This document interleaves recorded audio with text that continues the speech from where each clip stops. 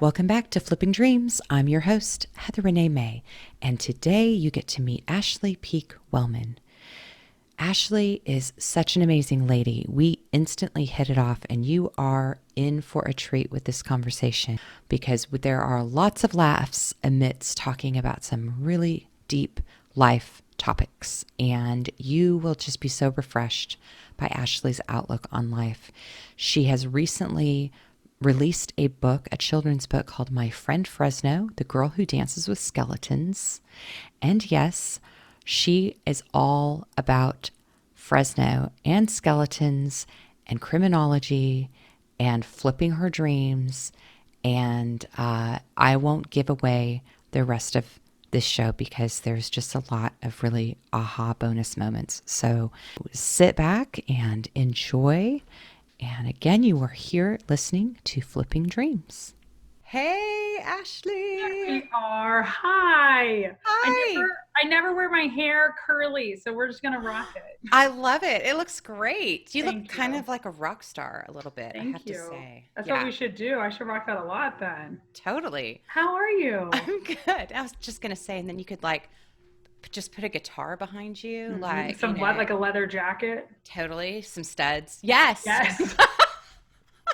It's going to be my new look. I love Forget it. children's book author. I'm going to just become a rock star. Right.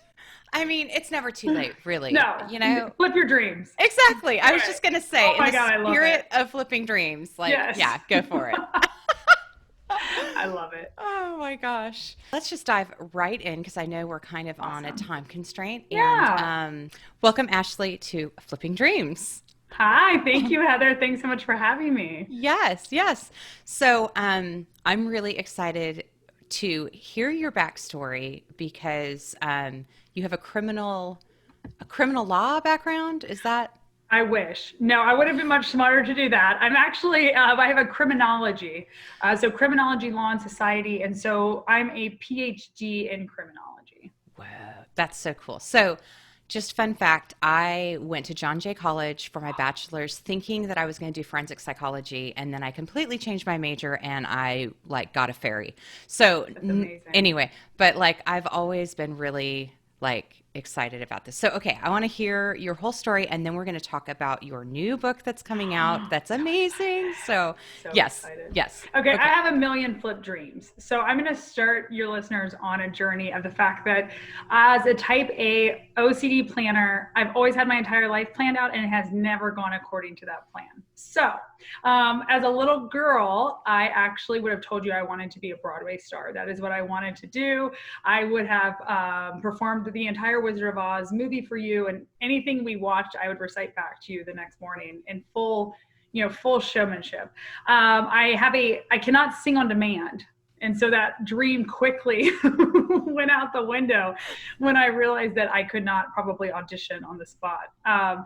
With that, though, I think for my family, the way I was raised, in my generation, the way I was raised was that you really wanted to seek a stable career. And that was so different than what my mom had been told. You know, my mom is from the generation where you could be a secretary, a nurse, or a teacher. And she so badly wanted to be a pediatrician. And so I think her pushing me towards a stable job was a stretch, you know, for like them dreaming and saying, hey, I wanted something like this. You should chase something. You know, they wanted me to be an attorney. So God bless if they hear that I studied criminal law. But right, I think that was their generation. And so for me, it was very much like, you should be an attorney, you should be a doctor, you should be an accountant or something that's very stable. So the idea of being happy was never really something that was the crux of what my career was going to be. So I went to school when I turned 18. I had my AA degree. I was a super nerd. I went to college and high school. And when I got to college, they said, Ash, you're 18. You're a junior in college. You've got to pick what you want to be. And I said, oh, well, I think criminal justice, because I like true crime. And they said, no, you don't want to do that. This is my advisor at college. Terrible advisor. All college advisors listening, don't crush dreams. They said, you don't want to do that. You'll be a police officer. And if you don't want to be a police officer, you should study something else. So I went into public relations. And my kind of fantasy was that one day I'd be this big wedding planner, or I would be a big event planner. And I worked at Barnes & Noble as a community relations manager, one of the best jobs I've ever had in my life. But I was also 20 years old. And so I was working this full-time job. All my friends who are 20, 21, 25 are getting to still go to sorority parties. And here I am working my first career. And I started working with the police department. And they said, hey, let's partner on this library for these, police athletic league kids. And I said, dang it, I really should have studied what my passion was. So I went back to graduate school in 2006. And in 2011, I got my PhD in criminology. That is so cool. It was very cool. And I thought that I really knew what I wanted. So actually in grad school, I had lied when I applied, and I thought I just want to get, I told them I wanted to get my master's and my PhD, because at the University of Florida where I was, you don't just get a master's and leave, right? It wasn't really a terminal program at the master's mark. They wanted scholars, young scholars. So I was like, I'll be a young scholar and I'm going to leave after my master's degree and go be in the FBI. That was kind of my idea. Yeah. Well, I realized halfway through that program, right, as I'm transitioning to this point where I have to go get a PhD, I loved research. I loved it. And I started pursuing this idea of working with cold case homicide detectives. And they actually gave me so much access to partner with them. And eventually I would have a mom come in and say, I just want to know what the hell happened to my daughter. And they said, oh, well, Ashley will talk to you. And so they shoved me outside with this amazingly strong woman. And after about 4 hours, I said, this is my calling. This is what I should be doing. I should be working with these families and I should be advocating on their behalf. And so that started my career. That research is really what started my career as an advocate, as a scholar, as a speaker. It was that. Okay, hold on. You're blowing my mind here, because this is this is exactly. This is not even the whole story. No, this is so great. No, this is exactly the part, that's what I was really curious about with criminal justice, and the idea of finding, figuring out what happened in these cold cases, trying to move things forward and go through the old files and all of that. But I was again told oh, but you have to be a cop. If you want to do any of that, you have to be a cop, and then you get work through that, and maybe you'll get to detective, and it's this long thing. And maybe, yeah, first you gotta be in patrol. Then you probably, as a woman, you'd be in sex crimes, because only women can handle that. Right, sarcastic, right, yeah. Right. But no, it's fascinating. And so you were discouraged as well, right? You had a bad advisor as well. Am I too old to go back and get a PhD? And no, God, no. I don't know if you want to. Let me sorry. set the record straight. Yeah, continue on. Anyone else listening, you do not. No, I'm kidding. If you like grueling self-torture and self-deprecation, you can just go to grad school. It's really great for your ego. Jeez Louise. That's why people that once you get it, they just turn nasty. No, don't do it, Heather. No, for real, it's been an amazing career. But it started in 2000. Really started in 2011. 2008 is when I had started this research. I was able to finish my dissertation and get my PhD with that research project done. And I set off on this path to get my academic career started. And I was so lucky because I was doing it with my best friend by my side, Buddy Wellman. I had met him actually about a year before I graduated with my PhD.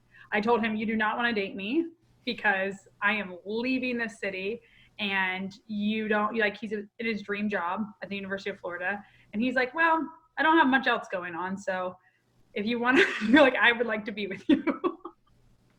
Oh my gosh. It was very sweet. So that was April 30th of 2010. And April 30th of 2011, we got married. Oh my gosh. That's awesome. And right after that, I got my PhD. We went to Charleston, South Carolina. I love Charleston. I love Charleston. I was at a military institution. And as you can tell, I'm a very shy, quiet, reserved little girl. Yes. Oh, you are. I mean, I keep asking you to speak up. So let's just say, as a non-military girl, I did not fit in very well there. I'm a Marine's daughter, so my depth of pride for the military is so deep that I thought perfect fit. was not quite a perfect fit for an outgoing female scholar. And so we made our way to Missouri, and the best moment of my life was May 15th, 2014. I gave birth to our daughter, Reagan Lynn, and she is perfection. She's 6 now and going on 25. I It was love that. great. Congratulations. Thank you so much. And then I had always, like I said, I'm a planner. So my family had always been a table of 4. Like I could picture my kitchen table. It was going to be me, my husband, and my 2 kids. And so in 2016, Buddy and I really made this conscious decision. We're going to have a second baby. And I was I don't know if it's naive, selfish, what. I just thought it was so easy that first time that like, we're going to go for it and it's going to be easy again. I'm such a planner. Reagan was born like the day after school ended so that I could have the summer off. Oh my gosh. Like, yeah, we're planners. I ended up suffering 4 miscarriages back to back to back to back. And what was so weird, Heather, thank you. What was so weird is that each one of them was such a unique experience and the emotions tied up in each one, right? And I think as women, we keep those things as like a shameful event in our life, right? Because no one talks about it. And if you are brave enough to talk about it, everyone likes to explain it away or kind of minimize what happened or give you hope that, you know, oh, you can try again. But we're not allowed to just mourn those. And so as you so like it's still really dealt with like, oh, it's your fault. You probably did something or you're too old or you're too, whatever. It's like, it's not. Or, and I'm a Christian woman, or it's God's plan, or, you know, it just wasn't in the plan. I'm like, well, God's plan sucks. So if we can just talk about that, that would be great, right? Like, do not use that to justify my pain, because might it be? Sure. But it doesn't make it any easier for the mother. And also, does it even matter? I think at this point, it's like, why can't we allow people to just grieve? Yes. To just be like, this is a major loss. My body is wreaking, my hormones are out of control. I don't, it's like, I'm trying to understand this. Here's this dream. Mm-hmm. And we do. I think, I'm not sure if you've experienced this. I hope you haven't. But I've had different issues, but but same kind of thing. Okay. So fertility in general is not anything to even, it's hard to even discuss because people are so judgmental and have these explanations. But for me, I think it was, the first one was one of those, like 1 in 4 women's going to have a miscarriage. Okay. As a scientist, I can own that and say that was horrible, but it's okay. But even that baby, I had a name and a plan. And so every time it happened, you're like grieving a new child and a new dream and those different issues. But I think by time 4, I was just in a bad place. I had a DNC twice with 2 of them. That 4th one, my poor husband had been traveling, and I called him. I said, oh, so baby 4 is gone, and it was almost like he was taken aback of how callous I was. Do you know what I mean? And he's like, Ashley, I'm getting on a plane right now. I was like, do not bother. I don't need you to come home. Like, I've got it. And I was just angry. And so unfortunately that lingered for, several months until I was brave enough really to say, like, I need professional help to cope. To cope with that. What was odd is that at the same time in my life, I was supposedly thriving as a scholar, right? And so it's like your personal life's crashing, or at least the motherhood part of me was crashing. And at the same time, I think I threw myself into work more to be, quote, normal and grounded, which is a theme that you'll see come up in my life quite a bit. But, I would miscarry in class and then go to the doctor when I finished school so that I didn't, miss a day of work or anything like that. And finally, Buddy looked at me one day and he's like, look, you reached tenure, which was supposed to be like, oh, when I get tenure, I'll be happy. I can calm down. And he's like, you're not happy. It didn't bring you the joy you thought. And he's like, I really want my wife back. And if you want to go be a barista at a coffee shop, if you want to buy a tiny home, like whatever it is, let's just cash it all in and let's just do something that, we want. Oh, well done, Buddy. Well done. Oh my God. Smartest man I've ever met. He's just precious. So he said, we should move. And I said, what the heck are you talking about? I am a tenured faculty member, which is, secure and, good money and whatever. And it means you've done well. And I said, do you want me to move? And he was like, yeah, I think it'd be good for you. You know, like that nursery wouldn't be there. I think a fresh start, new surroundings, a new journey just to distract us, I think would be good.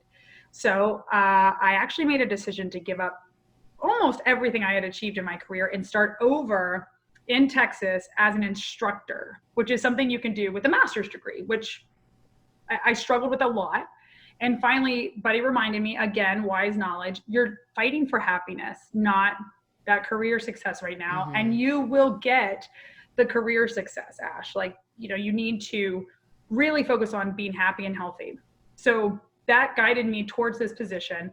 A group of people I thought were very dear friends at this new institution I was heading to. And they said, we promise you, you're going to get that track back to tenure right here, but give it all up, start here, and we'll build it back together. So we did. So August of 2018, I was supposed to be starting my new job the next morning. And August 12th, so it was the day before I started my new job, I heard glass shatter downstairs, and I ran downstairs, and Buddy had collapsed in the hallway, and he was seizing and not breathing. And he had actually grabbed a picture off the wall. And my 4-year-old, I had just kissed him goodbye, and my 4-year-old had been in his lap. So I run downstairs, he's in the hallway, and I would later find out he had a pulmonary embolism that had hit at his lungs and he couldn't breathe. So I call 911. Oh my gosh. I get the ambulance and everybody there. And all I keep thinking is like, I cannot do life without this person. I cannot do life without him. And so Reagan, who's 6 now, she'll tell you, like, my mom wasn't crying. And she tells people that, oh, when my dad died, he ends up passing away. But she's like, you know, my mom didn't cry. And I remember I explained to her all the time, mom was so scared. I couldn't cry, right? I was just so scared. Oh my gosh. It was so bad. Followed him to the hospital. They do CPR on him for about an hour, and they actually resuscitated him 4 times. And so this whole time, I'm still trying to brace myself for, I'm going to get to see him in a minute, and then I'm just going to ask him, what were you doing? Like, what were you doing? Don't ever do that again. And he would have been like, I know, Mama, I'm sorry, right? That would have been his response. But they pronounced him dead at 4:30. And it really wasn't until the doctor just screamed, stop, and the whole room stopped, that I realized, oh my God, he's not coming back. And so here I am, it's August 12th, 4:30 p.m. And I've gone from supposedly, right, a very successful mother, scholar, wife. And now I'm instantly a widow, a single mom, and you're starting off from nothing. Yeah. Oh my gosh. Yeah. Oh, that's a test of anyone's faith. Oh my gosh. First of all, I'm so sorry to hear that happen. Thank you. I can't. I cannot imagine it either. I literally, it was so crazy. We had just gone on like the perfect date the night before. It was just wild. Yeah. And it's something about, like, I kissed him goodbye, you know, in the hospital, and there's no protocol. And I specialize in grief and trauma, right? And here I am, a widow. I don't know what to do. So I kiss him goodbye. I promise him that I'm going to make a magical life for his daughter. And at the same time, I'm like angry and sad and confused as to, why would I be the one who you left? Like, why would God leave me? And all I know to do is go to Barnes & Noble, my old stomping grounds. And I run in and I'm like, I need every bereavement book for kids. And I'm a hot mess. And I said, you know, my husband just died. I need these books for my kids. And this poor little 19-year-old kid is, you know, stumbling through the bookshelves trying to find these books for me. And my biggest task, like, I didn't even think about that I'm a widow. My first task was that I have a 4-year-old who I have to go tell her dad died. Yeah. And I used to tease them, like, I could disappear and be on a deserted island and no one would know I was gone from the house, because they were just the best together. And it was so easy for him as a dad. So I tell her that her dad passed away, and that started probably a 3 or 4 month just living nightmare of dealing with two things: my grief as a woman and as as a mother, but then her grief, and working so hard to say, Reagan, you're going to see me struggle and you're going to see me find joy, and you're going to see me get professional help, and we're going to get you professional help. And it really was this Good the for you. start. Yeah, thank you. Yeah. It was the start of like this self-discovery and this fight for sanity, or whatever you could think of. I had gotten bereavement leave, thank God, for 4 months. And so that's kind of what that first 4 months consisted of. In that 4 months, I was told by a dear friend, go write, not research, creative stuff, which ends up 2 years later being a significant deal. But at the time was really this way to heal. And I thought, okay, I'm going to set aside murder and sexual assault for a few minutes, and I'm dealing with my own trauma. See, what had been my passion about the advocacy work that I did is that I didn't know that pain. And so as I felt that trauma and pain, not the same, but that level of trauma and pain, it wasn't as attractive anymore to focus on other people's trauma in that moment. I wasn't healthy enough to do that. Yeah, sure. So I started writing. And I would go up to work and kind of work and write. And I have an amazing colleague who's a dear friend, and he and I started writing a ghost book, all kinds of fun things. And it was the first time I really saw color after Buddy died, like, and it sounds crazy, but I could see what I was writing, and I could feel these magical worlds that I was writing about. And then they announced that this job we moved for opened. So I'm like, oh my God, the heavens, I hated you, God, but I really appreciate you creating this position right away, right? Like, yeah. You're kind of an asshole, but I really love you. So thank you. My mom gets so mad at me if I'm honest about But I think honestly, everyone has those moments. So, right? I'm a Christian too. It's like, right? It's real. Like, it's not all like rainbows. And the people that have that flawless faith, I go, more power to you. But I relate so much more to a fellow Christian woman that goes, yeah, it sucks. This is, like, we're going to do it. We're not going to, we still love you. You're still there. The fact that I'm talking to you is still number deal. one, but I'm just not real, Yes. Happy. I tried to explain to my mom, hey, we're allowed to get mad at our parents, right? Which we do very frequently. So if he is my father, I'm allowed to be frustrated with him. And so absolutely, he understands. No one else really needs to, but yes. I love the big guy. I really do. Yeah. But so this job comes open, I get really excited, and I throw myself right back into work because I'm like, this is who I am. I am Dr. Ashley Wellman, the scholar. This is what I'm good at. I love my students. I will tell you, if you didn't know better, you'd think I was a kindergarten teacher, because I just find joy and all this passion from the kids that I teach. And so I have a good friend on the committee, and I thought I had two good friends on the committee. And I find out that one of my people that I thought was very, very close with me was actually advocating against my consideration for this position. Because of what had happened? Mm-hmm. Because, that's nice. So I think, in hindsight, I think the fact that I was thriving and loving creative writing was kind of a threat to the traditional definition of what a successful scholar was, right? And I think, had it been distracting from my job, I would understand it, but I think it was just different. And I don't think people do well with different. And I know that people don't do well with grief. And so there were definitely moments where I would cry, and that was not okay. And I would laugh, and that wasn't okay. So I think it's that struggle of, sometimes when trauma hits, your world shifts, but your place in the world shifts too. And so for me, I think I was thrusting myself back into my definition of Ashley, who was successful.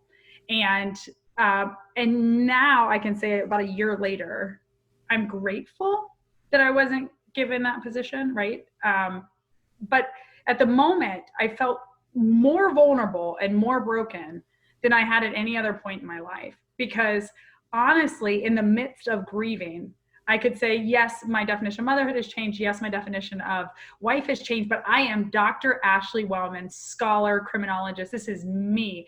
And that's what I knew I was good at.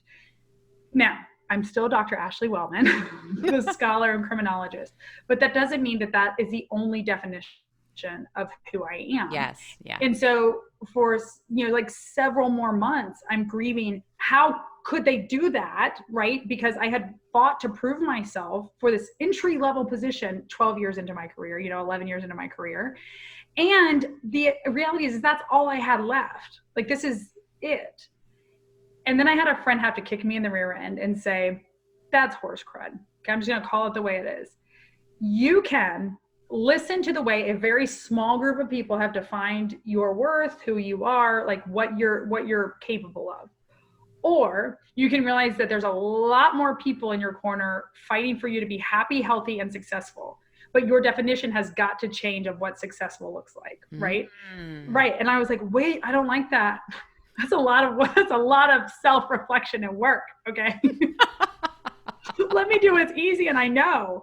And so I sat back and I said, what if Ashley Wellman, the criminologist, could also be Ashley Wellman, children's book author and small business owner, and something that really had been this healing tool? What if that actually became a way to thrive? And I remembered, like, wait a minute, what I'm doing right now is not the magic I promised Buddy I was going to give his daughter. Not at all.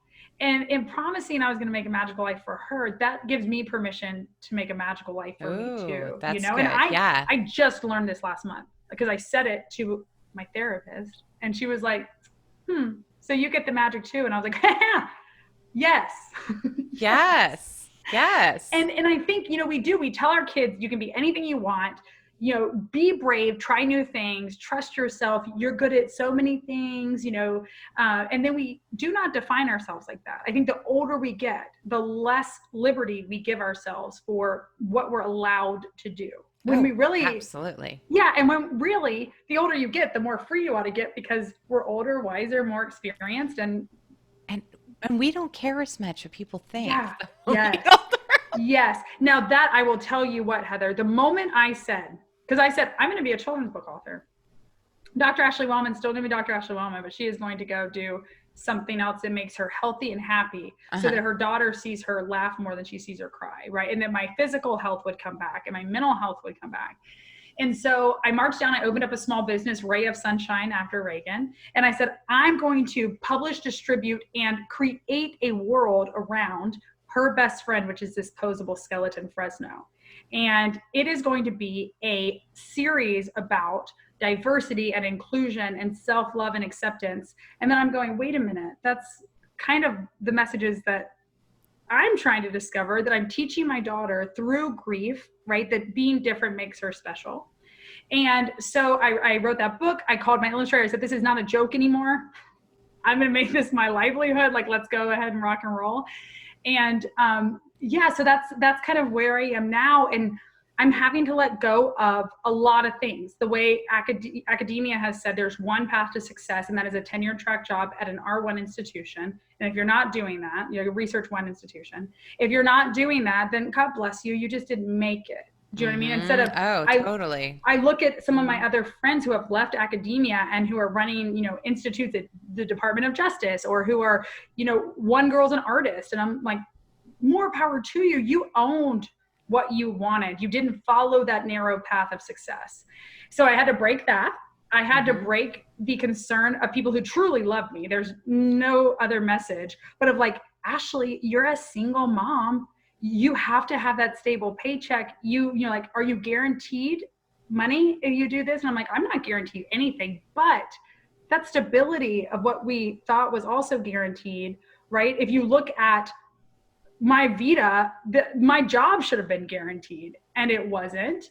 And then you have COVID hit, and every one of us knows somebody who's losing their job, whose spouse lost their job, whose company shut down.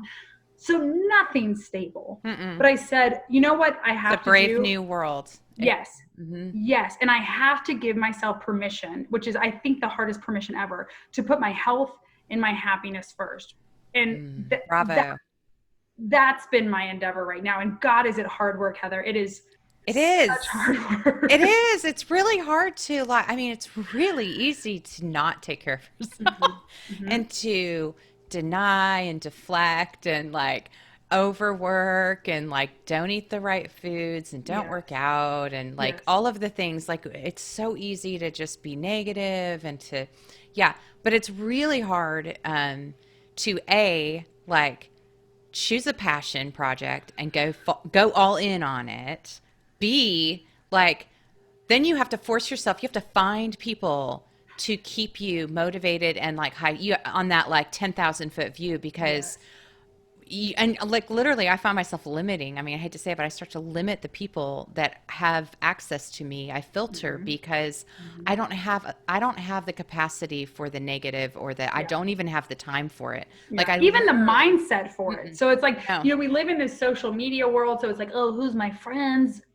In quote, right? Yes. And we are friends with people on Facebook who don't have our best interests at heart, who, colleagues that are rooting for you to fail, or, Yeah. whatever else. And it's a scary world, because I think I have this ultimate raw desire to be vulnerable and to share my story, and to share love and exciting things. And I'm not perfect. I mess up. So like, I'm human.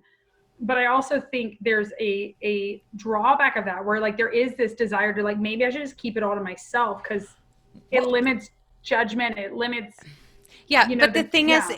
because it scares the heck out of other people and because they can't do it, but that's not a reason to not do it. I can tell you, as of like literally this week, I overshared and was really, really vulnerable in some of my Mm-hmm. art projects with Mm-hmm. someone who I thought was a friend. And then I thought, oh my God, here I am. Maybe that was a mistake and I need to reevaluate that like Mm-hmm. I fit. love how you blame yourself though. I do the same thing, where I'm like, I Yes. should have never said that. And I'm like, I did a podcast about the truth of my career, and I was like, oh, maybe I shouldn't have said that. Like, I still work there. And I'm like, I didn't say anything ugly. I respect and care about those people. What was done to me hurt and was wrong and Mm-hmm. ruined my life and broke my heart. That's my story. So, Yes. It, I don't want to be ugly about anybody, because they're great people. That was just a bad, hurtful move. yeah. And so it was those kinds of things. But I sat there all night and was like, oh God, I hope, what happens when that airs? Oh gosh, I shouldn't have said that. And then it goes, that's our story. Yeah, I love how it's so hard for us to be like, no, no, no, I really was hurt. No, no, no, this Mm-hmm. really happened. Like, Mm-hmm. yeah, I definitely am on the same page. I'm also a recovering codependent. So I am Oh, mm-hmm. learning to be like really questioning myself. Like, my recent thing that I've been like saying is like, who told you you were responsible for everyone else? And I'm like, Yes, I you're right. need that. I'm not responsible for that Yes. person's feelings. If they want to feel bad, then Yes. I don't need to fix Yes. it. That's It is where my they're job at. to try to be kind, and to Yes. be, yes, and to be, Supportive, yes, kind, yes. But then loving. if I'm living my authentic life and I'm not trying to hurt you, and you don't want to fit into that world, that's a decision that you have to make. Yes, Yes. yes. It's Yes. yeah, there is a lot to, and I think the thing that people, or at least I'm learning and embracing more as I'm wisening. It's hard. but, but is that it literally it is a piece by piece process, and it's daily. It's like every day I'm actively looking for ways and opportunities to grow. Yes. And every day I'm met with like tremendous like just tremendous blessings, really, like just like in the shape of lots of things. And I Mm-hmm. just think and sometimes those blessings are not always like, it's not like a perfect like, a unicorn with rainbows and whatever. Sometimes it's a pile of poop, but Yes. that pile of poop caused me to not do something else that's like a Yes. blessing in disguise, or it taught me a really great lesson. And I'm like, thank you, poop. I don't want to do that again, but I'm really grateful for that But lesson I'm that really you just glad taught for it. me. Yeah. And I think too, like you said, it is this daily thing. And I think one of the things that sets us back is that for me, it's been about grace and daily grace for not only myself, but for other people and for my daughter, and patience, which is my least strong virtue. I am not Yeah. patient whatsoever. And so I think what's funny is you do feel that daily fight of like, this is the woman I want to be. And I give myself grace that as long as I'm striving towards her, sometimes it's okay that she's not perfect, because that is a new lesson for me. I've always been a perfectionist, like you said. Oh, yeah. Yeah, Recovering like, perfectionist. It's yeah, like, it's I lie real. down and I think about all the things I did wrong, or all the things I should have done, or all the things I didn't finish, or all the things I could have done better. And it's exhausting. It's It is. exhausting. And so one of the things I'm trying to do now is when I lay my head down saying, Ash, good job today. You brushed your teeth and you made the best damn cup of coffee. Girl, that barista dream hasn't died, right? Like, it is still Yes. there. Yes. So, or or saying, you're like, oh my gosh, Ashley, like you did a podcast tonight, and that's enough. And that's enough for the next couple days, and giving yourself realistic expectations and treating yourself with the love you would give to your kids or to your best friend. That is hard. It is very hard. At least for me, it is. It is, especially when, I think too, it's interesting when you going back to like your upbringing, your parents and their focus. And it's like my parents, I think we're the same age group because like my parents were the same way where it's like, we're young 21-year-olds, right? exactly. Also, I'm 36-ish. Yeah.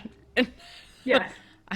I won't say what I'm not. No, I'm in my 40s. I'm in my mid 40s. And Okay, but still my parents were very concerned. I mean, their parents went through like the Depression. Their parents, they had, Dust Bowl years, all of that. They remember all of that. So like for us, it was like, you're creative, you're talented, but it better make money. Otherwise, just do it on the side. That's a hobby. Like, yeah, it's a hobby. You find a real job with security and healthcare, and Yes. then you do those things on the side. Yes. And that's kind of been my MO my whole life. So I'm exhausted. I've been working multiple jobs my whole life. Now you're an artist. I'm a musician. I was a ballet dancer to start. And so when I was dancing ballet, I was working in dialysis as a technician. Well, God bless you. Because, well, I mean, I'm actually really good sticking needles. So if anyone's listening and like needs, Perfect. One of the worst moments of my life. I was pregnant. I had to get blood drawn for health insurance, and she stuck me 10 times after I had fasted. Oh. And I told her, I said, "Girl, you have got to go." Yeah. No. And the needles that we use, they're huge. They're really, it's a bit different. But yeah, no, that was the job I could get to work with my dream career of being a ballet dancer, because I could work from 5:30 to 2:30 and take a quick nap and then go to the studio and take class and then rehearse and like do, and I didn't sleep or eat for years and like was really cranky. Not good. I'm sure you weren't that healthy in all realms either for that. No, and you're so hard on yourself. And I think, so going back to this whole idea of like, I think the perfectionism comes in, and it's like, it's not always like, I know my parents love me. They don't mean to be critical and like, like you better be perfect. But I think that they just came from this. There was such a heightened sense of pressure to succeed. Like you had to succeed, otherwise you weren't going to eat. If you didn't work those, if you didn't figure it out, you were going to be destitute. And I think, unfortunately, I'm having, I definitely have a lot of that pressure on myself. So I'm trying to also be kinder and like remind myself that the 12 things that I did today, it's okay. Like that, and like, so, and as the perfectionist in me looks at the room that's not clean or the laundry that's not done or the whatever, and I tell myself to shut the heck up and that you're just absolutely fine and you're going to sit on your butt and not do anything. The world will go on. And the world will go on. No one cares that my laundry's not, no one's here. No one sees it. My dog doesn't care. Like no one cares. The house looks great, Heather. Behind you, the house looks great. Now in front of my camera, the other way. Right. It does not. Yeah, we won't show that view. This bookcase is looking sharp and clean. Yes.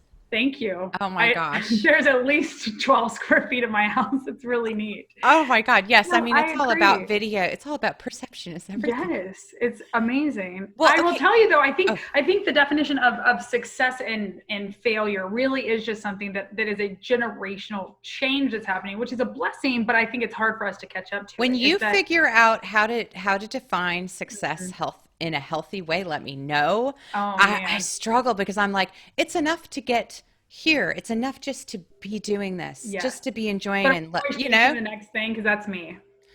But I don't. But yeah, exactly. I'm constantly like, but I need to do this. But I need to do that. It's like And once I do it, I'm like, if this happens, I'll celebrate. And they're like, no, it's okay, because when the next thing happens, I'll celebrate. So you keep chasing. And for me, it's that patience, grace, and then being present in the moment. I am not good at that yet, but I am. Heather, you and I will work on that together. We will. That is my. I'm checking in with you. We're gonna do another interview. And I'm gonna check in, and we're gonna give a report. Each of us will give a report. Yeah, we're gonna do accountability. How are we doing? Oh my gosh. Okay, wait. So speaking of your bookshelf and your wonderful book behind you, I want to lead into this briefly because I think it's fascinating. I don't know if you know Jess Laurie. Do I you know don't. I know that name. Okay, just because it's a very interesting thing. She's an author. She was an instructor, a creative writing instructor. Her Really? whose husband sadly killed himself. And the way that she dealt with it was to start writing murder books. And she has an alphabet, a murder by alphabet series that I have read all of that's amazing. That's where I knew it from. Yes. Yes. Yes. Yes. Yes. Yes. Yes. Okay. And or Yes. no, murder by month. I'm sorry, not It's alphabet. some. Sorry, It's Jess. yes. No. By No. No. No. month. Yeah. Okay. Oh my! I Yes. need to know, Jess. Jess and But I I are going to think, be friends yes, next. look So. her up because I want, I really, I think it's so fascinating that it's real that writing is a tool for Oh my healing God. and like Artistic. it, Anything artistic. Music is healing. Drawing and painting and acting and any of those things, because I think it taps into a different emotion and kind of side of our brain that says like just be present in the now and express yourself now. And it's not so much, it's more about the process and the final product, which is odd for perfectionists, right? We're about the final product, but yeah, it's about that whole process of really discovery and expression. And I think in those painful moments, that's such a healing and powerful thing. That's your thing. I'm in control of my art, whatever that might yes. be. And I Mm-hmm. also think, especially with fictional art or like writing stories or singing, writing songs that are like narrative driven, Mm-hmm. it's like, you can also kind of hide behind, Yes. like you can, Yes. you know, hide within your characters Yes. and kind of work through with your characters, And like go in a anywhere you sense. want. Yeah, Go anywhere you want. So now that's the goal. Fresno is hilariously Yes. precious, yes.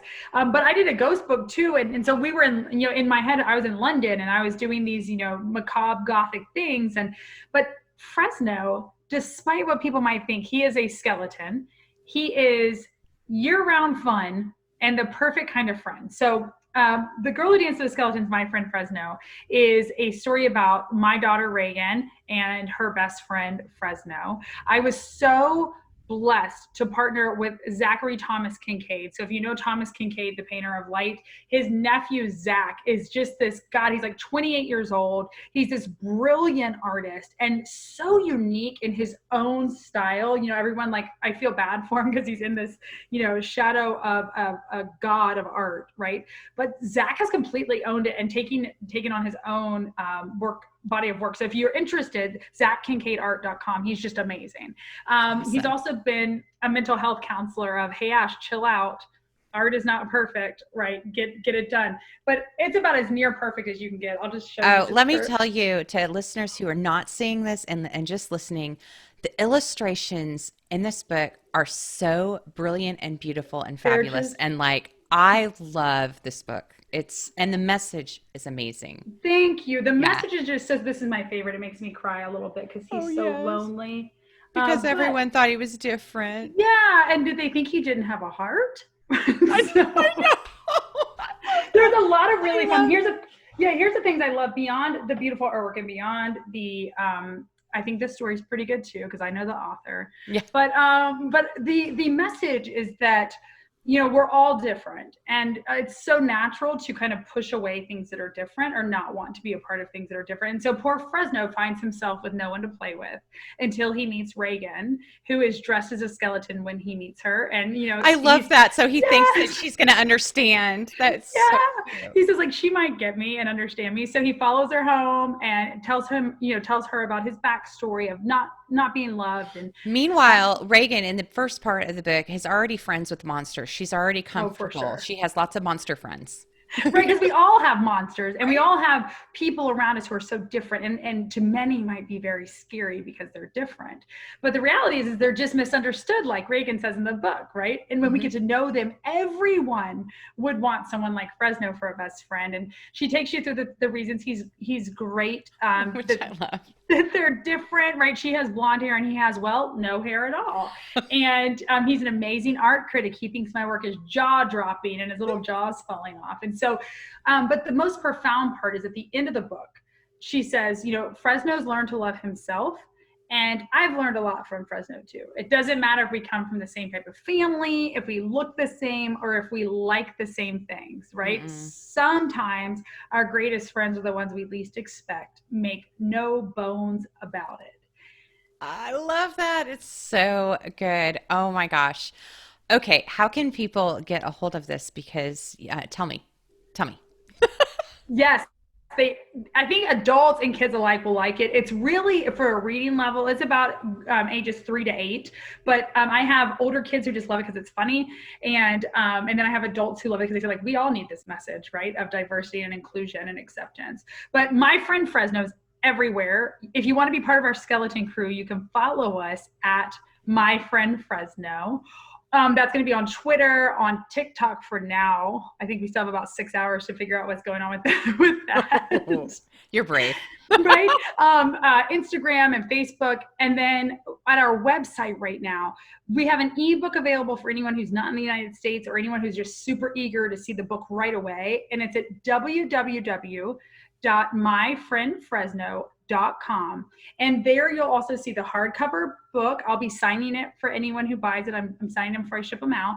There's a precious plush doll that's embroidered. And then there's puzzles for kids and for adults. So I had to make myself a 500-piece puzzle. And it is the picture of Reagan dressed as a skeleton in the hallway. Oh. So it's super cute. Fresno's peeking out the school door and Reagan's in her Halloween costume. And it's all the little kids at school dressed for Halloween and little Fresno's right there as a skeleton. So super cute. I will tell you, it's a great book to prompt the conversation about why the child you're reading it to is so uniquely beautiful. Whether it's, your child might have a learning disability or, any kind of a physical difference or gender identity, sexual identity, any of those things that make us unique in and of ourselves, different religions, right?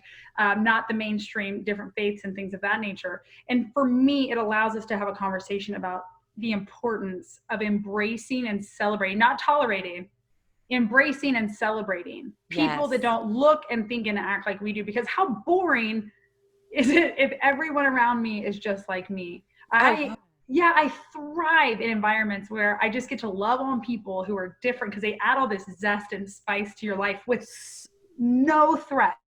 Yes, and so I believe color.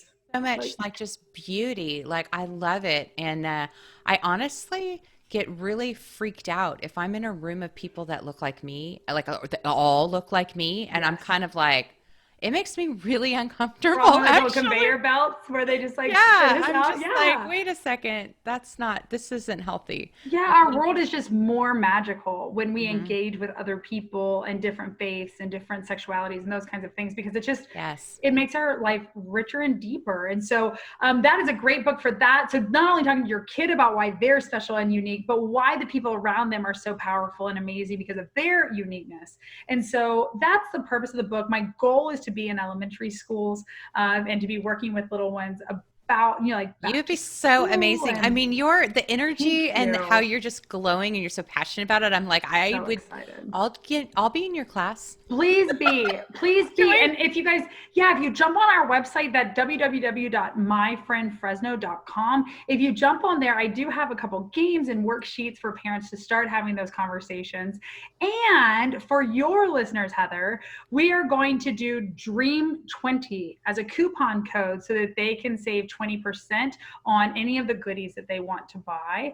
And that'll help them get, and spread the love of My Friend Fresno. Yes, I love it. Thank you so much. I will be sure to add all of this in the show notes and be promoting it on social media. But that's so exciting. I want to get my plush doll. Oh, he's so cute. You're going to love him. He is 6-year-old approved. He's so soft. And the book just warms my heart. It is the first in a series. So Heather, I'm going to pull you along through the other books. I was going to ask you, I'm like, what's next? Because I know you've already started working. You know it. Fresno Finds His Heart and Fresno's First Christmas are two of our next books that are going to come out. I love it. Very, very cute. I will tell you, Fresno's heart was there all along. He just had to know it himself. Of course it was. Of course it was. But this was the coolest show because I think the moment I saw the title Flipped Dreams, I said, one, thank you for spreading this message that we can pivot and we can change and we can dream big, but we can also chase that dream, because it's people like you, I think, that give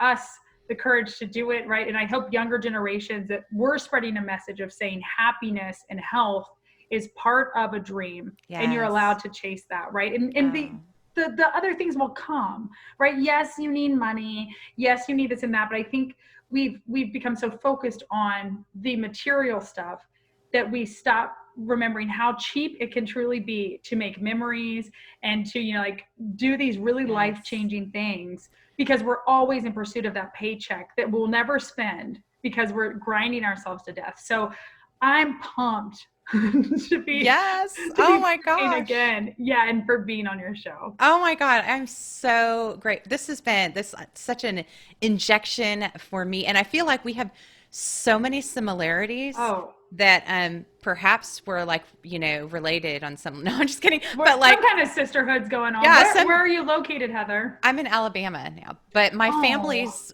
from my dad's side's from Texas. My I grew up in the Northwest, the Pacific okay. Northwest, and like I've lived all over. Oh I've my lived. gosh. Well, I'm a Florida girl originally. I'm a Pensacola girl, so that's like Which Alabama-ish. I lived in Pensacola before I came here. See, I think I'm See? just actually stalking you, but I think unconsciously. Like it's I all don't. right. Consciously do it from now on, because I Okay, want to be cool. in your life, and Yes, I yes, think yes, I yes. need your energy and your wisdom, and I can share what little Yes. I have Yes, too. I love it. I love it. And I love that like the we're constantly evolving. It's like we don't even Yeah. really know. I mean, we know parts of our story and we know Yeah. parts of where like the dream is, but we don't even know what it's going to be. Like, and I No. think that that's kind of when once you embrace not knowing and you see it as this magical thing of like each day is kind of like, oh my gosh, what's going to Mhm. happen? Like Mhm. what kind of things are going to happen? It's going to be magical. That makes life really fun and interesting. That's it. I just told someone, I said, hey, listen, sometimes chapters end like The Sopranos did, and you're really not happy. But the show was so worth it, And like Yes. when we have these moments in our lives where we feel like our world is falling apart, it's like that end just wasn't great. That's okay. That was $1 billion empire. Okay. No one there's upset about the way that The Yeah. Sopranos Yeah. ended. So just now they're going, okay, what else could we do? Right. What else could we do? So just to me, I'm starting to view it as either an author or a production house that goes, we finished that amazing show, kind of stunk at the end. That's all right.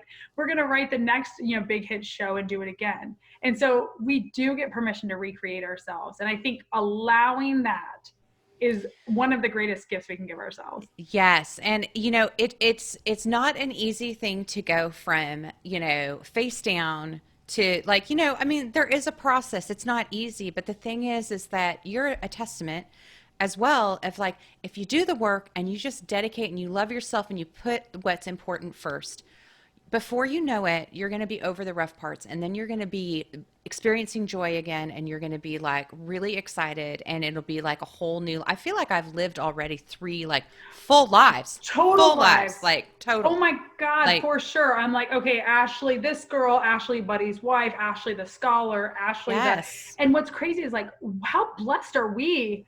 I always think now, like, I've started to put in my head, like, when I'm having a really hard day, because we do, even us joyous people, have Yes. really hard days. And I'm trying to quantify them as moments and not days so that my whole day is not ruined. But like, we have Yeah. some dark moments. Us You know happy what I've ones. started saying to myself when things go bad and I start to get like dark or whatever, and I'm like, well, that's an opportunity waiting to be discovered. I try to talk to Yes. myself and be like, well, okay, so you just dumped coffee all over the freaking floor Mm-hmm. and like your computer just crashed or whatever. Mm-hmm. Well, that's an opportunity to turn this around.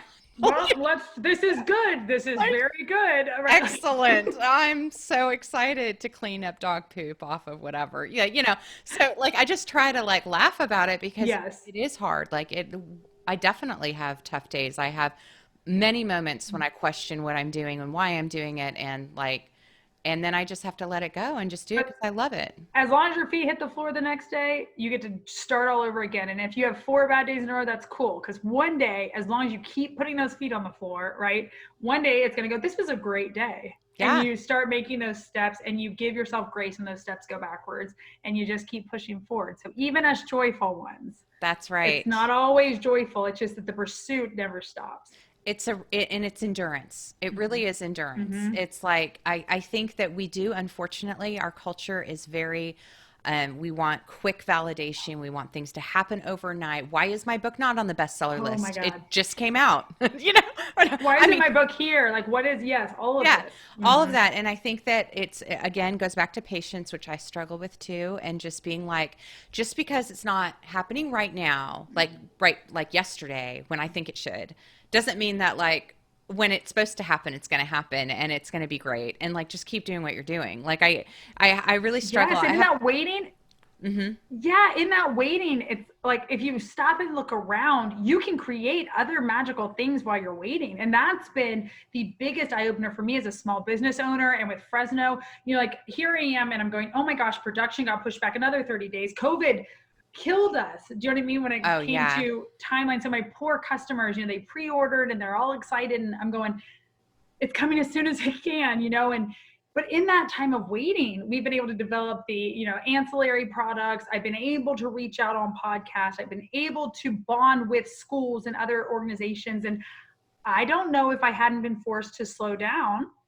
if I would have Right. really been able to look around. So sometimes those delays or those uh-ohs, right? If we pause in that and we look around, there's a lot of beautiful things that could happen. It's funny. This podcast came out of, so I wrote, I was working on this book about flipping dreams. Like it's like a fixer upper, so I was an HGTV fanatic and I was Yes. like, why can't you just flip your dreams like you flip a house? And so Yes. I wrote this whole book that's like, it's like demo day and excavation and you frame it in and you design it, blueprint, whatever. But it's all about with exercises about like how to overcome and like reimagine your right, like flip your dreams and like build that dream life that you want I out, love that. I and love so, that. Can so you yeah. shiplap it? Like, is there shiplap in Oh, there? of course. For Yes. sure. Oh, Okay, of for sure. course. Yeah. And like, so I'm like working on this and then I'm pitching it to agents and this agent was like, okay, I'm interested, but you really need to build up your marketing, like your platform. And so I was like, okay. And then COVID hits and I'm like, okay. I was like, well, you know what? People might really need these skills now because there's a lot Yes. of people like losing their work and like trying to figure out like how do you move forward? How do you reimagine this? So I turned it into a course. So then the course is online and it wasn't getting a lot of traction, but it was like it's online, it's there, I've done it. And then I was like in the middle of the night woke up and was like podcast. I'm like, "Really? Podcast?" And it was like, okay, well, it's 4 a.m. So I'm lying there in bed, trying not to wake my dog, like scrolling through, and I find this. I'm like, how to do a podcast. So I read, and it was on Buzzsprout, and it was like the Oh. whole article, literally from beginning to end, tells you everything, including what equipment to buy. I mean, it's amazing. By 9 a.m. that morning, I had my artwork done and had already registered the podcast. And within a week, I had my first episode. And Well, see, that's why here we you're are. successful, because you started and you didn't wait for it to be perfect or the great time or to be an Just went. expert on it. You just did it. And that's what I did. I don't know what I'm doing. But I it's don't. fabulous. No, it's I great. don't. Yes. I'm like a mad woman, which is probably where half the anxiety comes from. But I'm so much happier in control of saying, like, Ash, if you want it, chase it. If you want it, do it. And It's all about the man, passion, though. I mean, I think that's the yeah, thing. And I think this is like also something I'm focusing on right now. It's like with my music and everything, it's like what I bring to table. I might not be perfect. I might not have the greatest songs. I might like not play the guitar the best, or I might not have the greatest voice. But I have a passion that's uniquely mine. And I think everyone has passions that are uniquely theirs. And when you tap into those passions, watch out because that's when things happen. Like exactly you right. you can't even because once you light that spark, I mean, it's just Watch out. yes, it's You better get ready amazing. for the fire to come. That's Yes, right. Oh my yes. God, I So love that. yeah, I'm so proud of you. thank you, and I'm glad I'm like finally I'm like well, okay, it is what it is. I don't even know, like I don't even know what this Who is. knows what happens? Maybe you'll be yeah, maybe podcasting's a thing. It's opening yourself up to that journey. But And I love it. It's an excuse to have wonderful conversations like this weekly. I'm opening myself to a community of people that are really like high vibe and encouraging, and I'm sharing that with other people. And that's what I do. That's what I'm really good at is like being that whatever that networker, that catalyst. And so I love it. Well, you've made Thank a new you. friend with me, so thank Yes. you, because I think Yay. we bring a lot to enrich the other person's life. So thank I you for bringing a I little smile to my face all day. Oh my gosh, you are amazing. And I am so excited for your book to come out. And Thank like you. also I will definitely be following up with you because just because you're cool. Thank And you. We will celebrate our milestones oh together. my gosh, Yes. yes. Yes. Yes. Absolutely. Well, thank you to anyone who's listening. Jump on, be our friend. Like I said, be part Yes. of that little skeleton crew. We are wacky and wild and try to keep it like lighthearted and fun so that people really start to embrace this idea of being different as something that isn't scary. It's something that is to be celebrated and enjoyed. Oh, that is perfect. Thank you so much. Thank you, Heather. What a great chat. Thank you. You're welcome, baby. Have a good All one. right, you too. Bye. Thank you so much for listening to this episode of Flipping Dreams. You will find links to Ashley's book and her online content in the show notes. And don't forget to use the Dream 20 discount to get a discount on your book or skeleton plush toy or whatever else she has for sale. I just, again, can't thank you all enough for tuning in and sharing. And it's really my pleasure to bring you these conversations every week. So we'll see you next time here on Flipping Dreams.